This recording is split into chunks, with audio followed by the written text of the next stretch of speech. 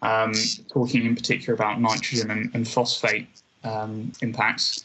And then we'll briefly go over some examples of where it's becoming a problem and what kind of issues it's causing, and then a brief overview of how different local authorities are responding and potential options for mitigation and what kind of assistance we can provide going forwards. Just briefly, in terms of what kind of nutrient neutrality is, the principal nutrients that this issue is looking at the moment are nitrogen and phosphorus, which are important nutrients for plant growth. However, where you have higher or elevated levels of either of these nutrients, you can end up with undesirable conditions in aquatic habitats such as eutrophication. In particular, on the south coast, we're seeing a trend for dense algal growth in many of the harbours and European sites there. One of the main diffuse sources of both of these nutrients is runoff from agriculture, in particular kind of application of artificial fertilisers, but also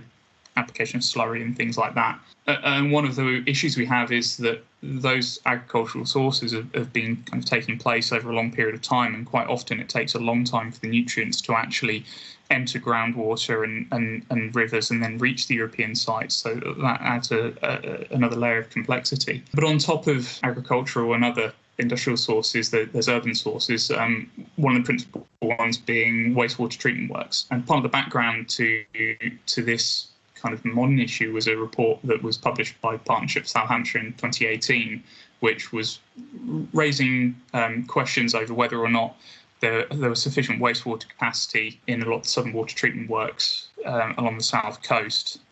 Coupled with this was kind of further assessment suggesting that many of the coastal European sites were in poor or unfavourable condition, principally because of elevated nutrient levels. So the idea is that nutrient neutrality basically involves some kind of offsetting to ensure that the outcome of a development is that there's no net increase in nutrient outputs post-development. And because this relates to impacts on European sites, as I'll go on to, any mitigation or offsetting needs to be secured in perpetuity, which in legal terms is going to be either 80 or 125 years, but in practical sense, for example, some of the case studies we'll go on to where we've got third-party bodies like a wildlife trust dealing with management, they're going to be looking at it as a permanent solution.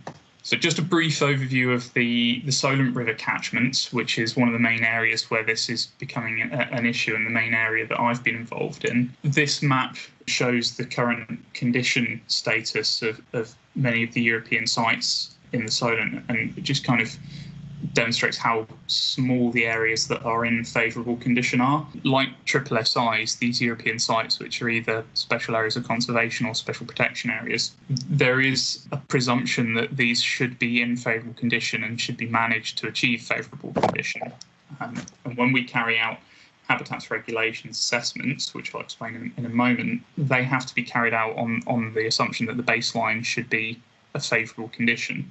And part of the problem we have is that at the moment we're unable to demonstrate that these sites are in that condition, and we're unable to see any progress towards them achieving favourable condition because of these continued elevated levels of nitrogen. It's principally nitrogen which is an issue in the Solent kind of catchment. So just a brief overview of the legislative side of it. This is the main piece of legislation which governs assessment and impacts on European sites, the Conservation of Habitats and Species Regulations 2017. And the principal regulation is this one, Regulation 63, which states that the competent authority, before deciding to undertake or give any consent, permission or other authorisation for a plan or project, which is likely to have a significant effect on a European site, has to carry out an appropriate assessment, and this is what we call a habitats regulations assessment. And in terms of the nutrient and nitrogen phosphate issues, we're now in a position where Natural England, who are the statutory nature conservation organisation and who review habitats regulations assessments carried out by competent authorities, are of the view that a net increase in nitrogen or phosphorus is likely to have a significant effect on either marine or aquatic European sites that are connected.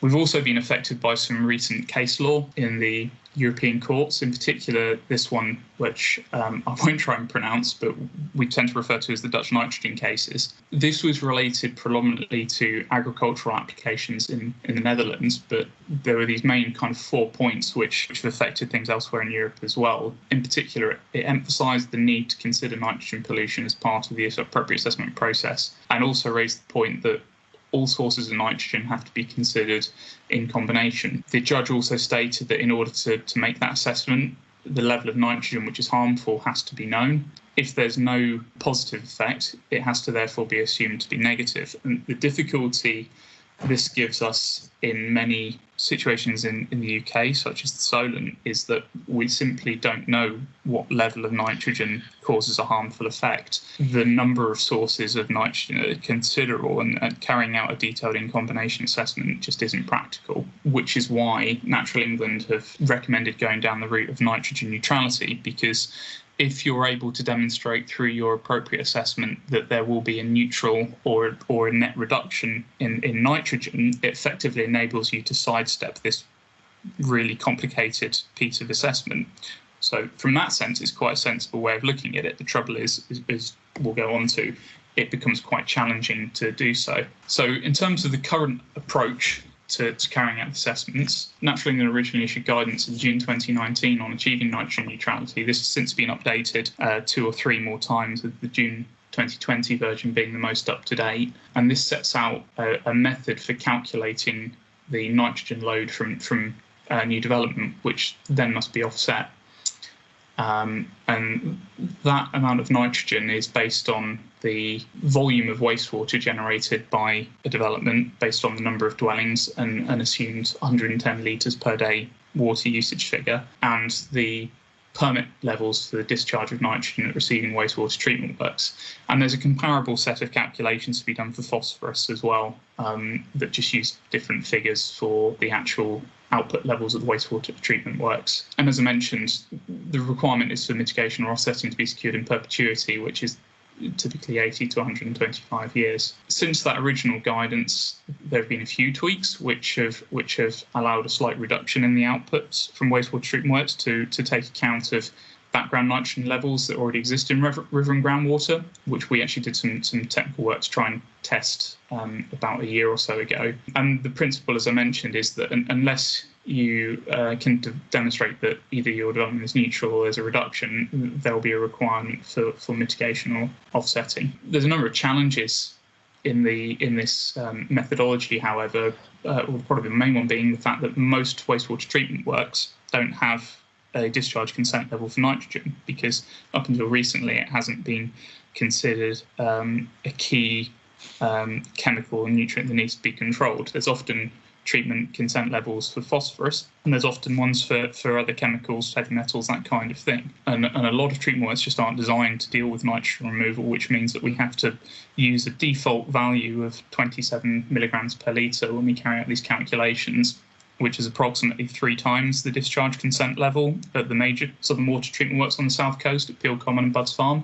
And that means that for a lot of sites, we're using much higher figures, or we have to use much higher figures in terms of the actual amount of nitrogen that's being generated. And then obviously, consequently, that means that the amount of mitigation or offsetting that's required is much higher as well.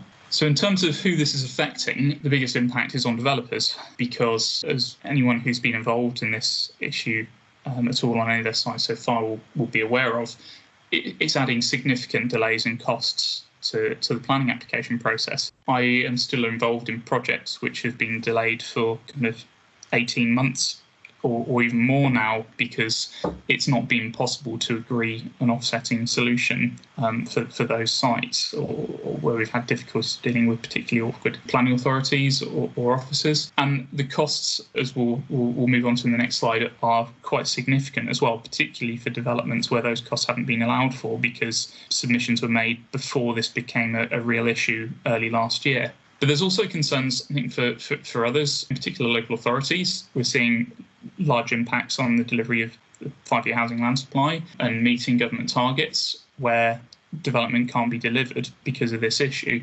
And consequently, there's going to be a knock-on effect on local economy and delivery of infrastructure, because a lot of that relies on contributions that are delivered through development. And there's a particular impact on certain types of sites as well. So brownfield sites or other sites that have got no agricultural use, because when we carry out the initial nitrogen assessment, the main saving in nitrogen in the system which development can achieve is by carrying out development on intensive agricultural land, where you're effectively removing the use of fertilizers and other diffuse sources of nitrogen and replacing it with new development, which a lot of the time has a lower nitrogen output. So those that aren't in agricultural use are a particular challenge. Sites which are grazed, which has a fairly low intensity agriculture. As I mentioned, sites which discharge to wastewater treatment works which don't have a permit level for total nitrogen or total phosphorus, which is principally those along the River Test and the River Itchen. This table sets out where the Hampshire authorities were as of October last year, and things haven't moved on a great deal since then. As this shows you, kind of most authorities don't really have a solution themselves in terms of delivering mitigation or offsetting for nitrogen impacts. Several authorities were and are still relying on the use of a grampian condition to enable them to issue a permission. The idea being that they're able to conclude their appropriate assessment by saying that there can't be an adverse impact on European site because a development can't actually proceed until it's discharged that grampian condition. However, there's been a large number of appeal decisions where planning inspectors, particularly in Fareham, have determined that that is not an appropriate form of mitigation. So it's certainly something that I wouldn't recommend, because I don't think it's defensible in the event that you'd end up in a challenge situation. And I know many developers aren't keen on it, because effectively you are having to conclude your planning permission quite often, conclude on the purchase of a site with no clear indication as to when the site's actually going to be deliverable. However, there are a couple of authorities which have managed to bring together some kind of a solution. So EC Borough Council, for example, are now implementing a mitigation scheme using offsetting agricultural land, which they have control of, which will be approximately £4,500 per dwelling. However, at the moment, that's fairly limited in scope, although I know they are looking to acquire more land in order to expand that. Fareham and Havant Borough Councils are buying into a scheme which will be delivered by Hampshire and Isle of Wight Wildlife Trust, which is approximately £2,000 per kilogram, and that uses an offsetting site on the Isle of Wight, which is agricultural land which will be allowed to rewild. Portsmouth Council have developed a scheme where they are carrying out, or they will carry out, retrofitting to existing council properties in order to increase the water efficiency there, and then that production of nitrogen from those units can be used to offset new development, which is it's a ratio of approximately 2.5 existing properties being retrofitted per new dwelling that's going to be constructed. Although Winchester previously had just a position statement, they've recently had a cabinet report which is proposing taking contributions of £3,500 per kilogram to go towards strategic mitigation, but the issue being that those sites haven't yet been identified. So, I mean, this really drives home the fact that any real solutions at the moment to this issue are very much developer-led, because local authorities have just not really been able to bring forwards a coherent strategy quickly enough. That might be a good opportunity, Connor, just to give a quick update of the position with regards to phosphates elsewhere and how that compares to nitrogen. We have been working in other parts of the country where phosphates have been a particular issue. So in the Hereford area, phosphates are a problem in the River Lug catchment. And again, similar to the Solent area, that has put a halt on new development in that area unless you can demonstrate that your development is going to be phosphate neutral. Phosphates are particularly challenging because they're harder to treat, and the treatment requires sort of long-term planning and higher costs as well. And some of the mitigation measures, which we will touch on, require sort of a greater amount of land to achieve a similar benefit when it comes to phosphates. We're also dealing with developments in areas that don't currently have restrictions, but there are concerns by local planning authorities that this particular issue could come to their area quite soon. So, for example, Hereford city centre doesn't currently have any restrictions because it sits outside of the Lug catchment, but they are basically saying that if phosphate levels continue to increase in the River Wye catchment, which runs through Hereford, then this particular issue could come into play. So we're expecting to see this to start to appear and crop up in other parts of the country as we go forward. And it's not an isolated issue really to the Solent area. So it is something that you should be aware of, and it is something that you should be considering as part of your development strategy. Whilst you may not have to provide offsetting or mitigation at your particular development, it is something you need to consider. David, we can touch on the options then for mitigation, being direct or indirect. Perhaps you want to go through those? Yeah, so in terms of Natural England's guidance, there's really two broad approaches to mitigation. So you've got direct effects, which is effectively reducing the nitrogen content in wastewater, which is the main source that we're really talking about from development. And that can be achieved either through upgrading sewage treatment works or providing interceptor wetlands, which will act to remove nitrogen from the foul discharge from wastewater treatment works. The challenges with that are that there's no real impetus at the moment in order to carry out those kind of upgrades, because there's inconsistency in how the governing bodies view the impact of wastewater discharge. Natural England are the principal body that we deal with for development and planning applications and appropriate assessment, and the Environment Agency are the body that are responsible for issuing permits for wastewater discharge. And because they have slightly different spheres of kind of control and responsibility, there's not necessarily a consistent approach to how this is looked at. So until there is a requirement to improve sewage treatment works and the discharge consent for nitrogen because of permit and regulation, there's no requirement for Southern Water to go ahead and do it. And actually there's no ability for them to do it because their funding is delivered by Ofwat, and that's a reaction to proposals which Southern Water will put forward to the various AMP periods. There's definitely nothing going to be done in the next 4-year period on the South Coast in terms of nitrogen. There may be the possibility for them to carry out a study to see what works might be possible, but having spoken to Southern Water, I mean, it's not a simple process for them. I mean, the largest treatment works in Eastleigh is Chickenhall, and I'm told by one of the operators there that it's not been designed for upgrades in terms of nitrogen treatment, and the only solution they will have will be to effectively bulldoze the site and redesign it from scratch if they need to tighten the nitrogen permit there. The other option is indirect, which is effectively what we've been talking about in terms of offsetting, which is reducing nitrogen outputs elsewhere in order to compensate for the increase from wastewater. So that could be, for example, removing or reducing nutrients leaving the development site, for example, in surface water through wetlands or reed beds, or potentially offsetting by reducing nitrogen loading elsewhere, like removing intensive agricultural land from active use and converting that to other less intensive habitats, for example, woodland, heathland, or grassland. David, it's worth pointing out here that the amount of land required, from an agricultural perspective, if you have a low intensity agricultural use, i.e., grazing, trying to take that out to offset your development loading does require quite a considerable amount of land, which obviously poses a significant challenge then to trying to A, identify that land, and B, negotiate the sort of purchase or change of use of that.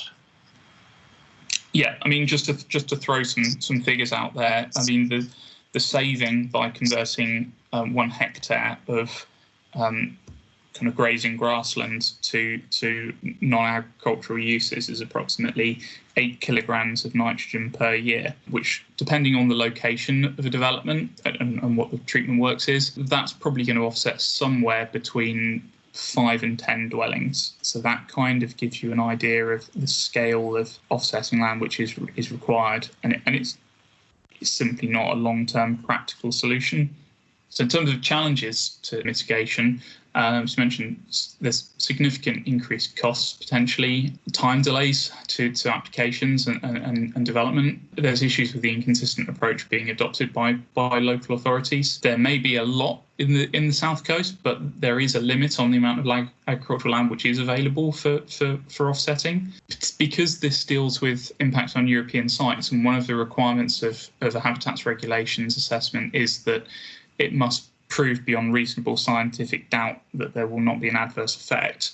The legal agreements required to secure mitigation do have to be particularly robust. And as I mentioned, there's inconsistency in the positions being taken by Natural England and the Environment Agency. As a result of this, we've got these significant technical challenges over the actual impacts themselves and the effectiveness of mitigation. Just to drill down some of the potential solutions in a little bit more detail, I mentioned briefly the approach being taken by Portsmouth City Council in terms of retrofitting existing housing. In principle, a very good solution, making use of their housing stock. Obviously, it's good because it doesn't require any additional land. The challenges with it are that they only have approximately 2.5 years supply of housing before all of their stock has been retrofitted. It's a very costly approach based on their original calculations, which were £4,345 per dwelling. However, they were suggesting that would be open to negotiation based on viability arguments and the like. And this is a solution that could work elsewhere, in particular with other housing associations, if they've got large amounts of housing stock, which is old enough that it could benefit from this kind of upgrade. And this is an approach which in theory would work equally well for areas where phosphates are the primary issue, because it's really creating capacity at the wastewater treatment works. David, I would only add that this is, if you're bringing forward a new development, it's not really an option that would be available, in my view, because essentially most modern developments are going to have, built-in, efficiency measures into their design anyway, and it's getting tighter and tighter in terms of water usage per person, and I think trying to squeeze out further efficiencies in terms of water reduction use is going to be challenging. Yeah, Natural England's assumption in their calculations, they use a value of 110 litres per day for wastewater usage, or water usage rather in general for new development. And they have historically been extremely reluctant to accept any lower figures on the basis that this impact is something we're considering over the long term, because the mitigation has to be considered in perpetuity. Their question is, how can you be sure that if we put in some more efficiency measures such that a development is going to use only 90 litres per day, for example, how can we be sure that that's still going to be effective in 50 years' time? And that's the kind of level of certainty they're looking for.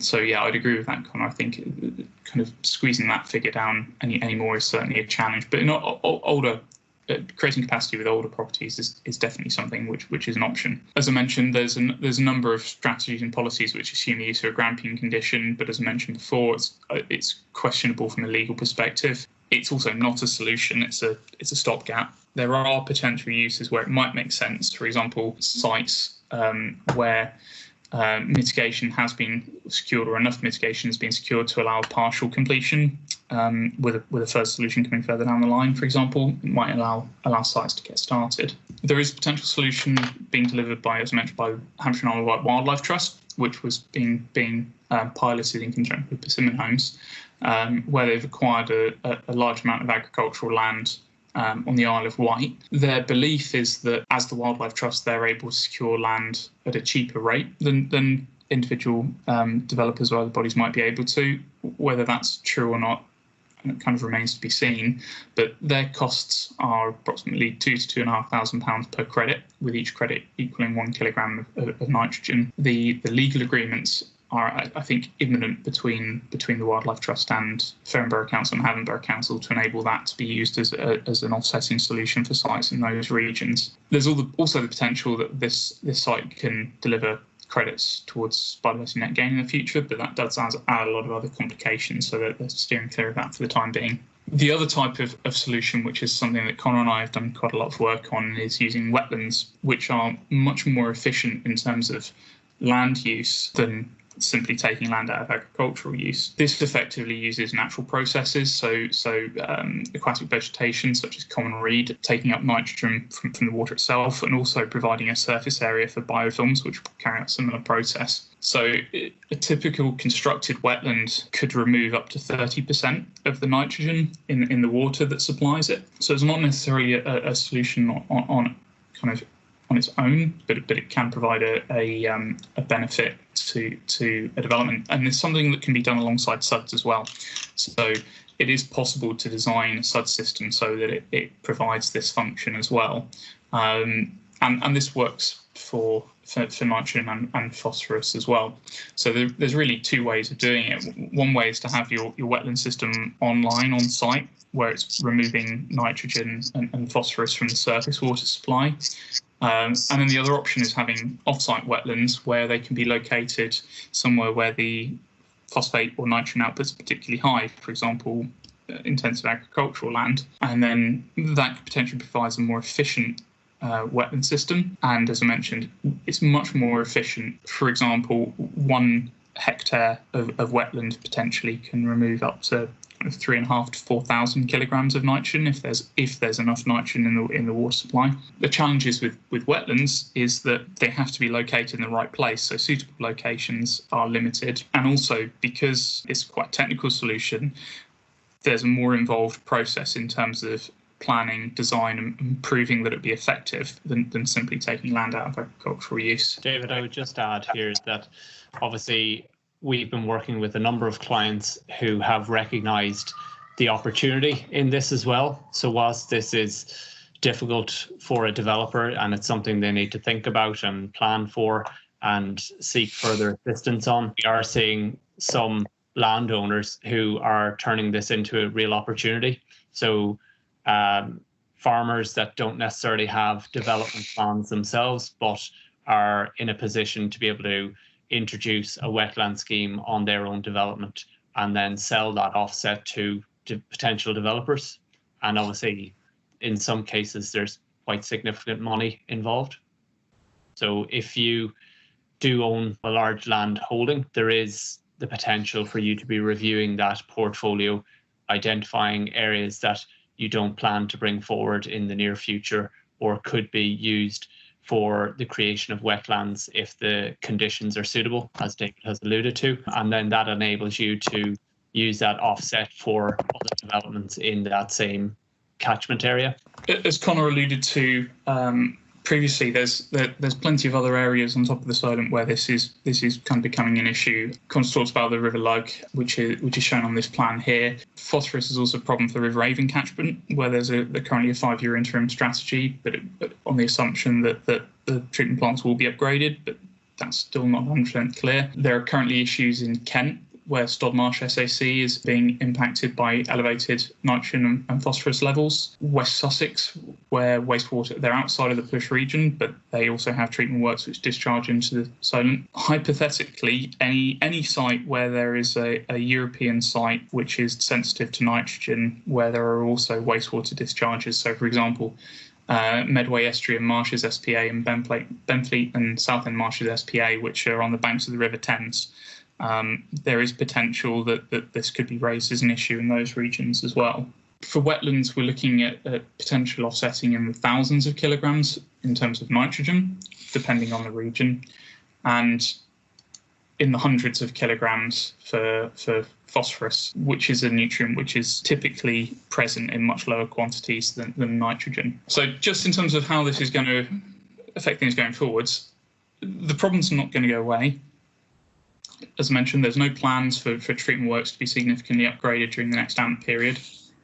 We've been told previously that existing CJEU case law will remain part of our legislative framework once we formally leave the European Union, so we can't expect for those rulings to be revoked. We're finding that stakeholders are more and more asking for developments and mitigation to provide wider benefits, not just mitigating impacts. The hope is that local authorities and wider groups like Partnership for South Hampshire will get on top of this issue and provide much more coherent guidance and mitigation in the long term. But at the moment, it's a challenging issue that needs to be dealt with effectively on a case-by-case basis. And the way we're doing that is by Adopting a multidisciplinary approach to providing offsetting required, so with input from hydrologists, Connor and his team, and ecologists in my team who can carry out the habitats regulations assessment work, and also other disciplines who are able to carry out design work for wetlands and other mitigation solutions. Also planning consultants who are able to advise on